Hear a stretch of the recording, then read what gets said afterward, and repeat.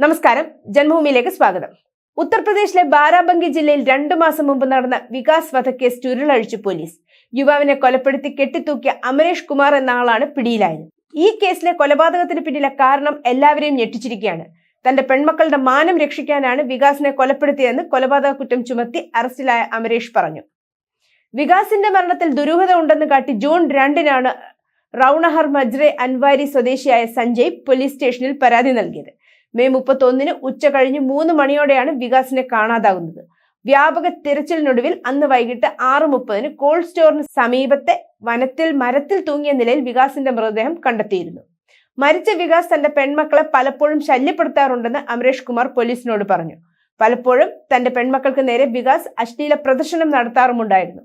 പീഡന ശ്രമവും ഉണ്ടായി. തന്റെ പെൺമക്കളുടെ മാനം രക്ഷിക്കാൻ താൻ ആഗ്രഹിച്ചു.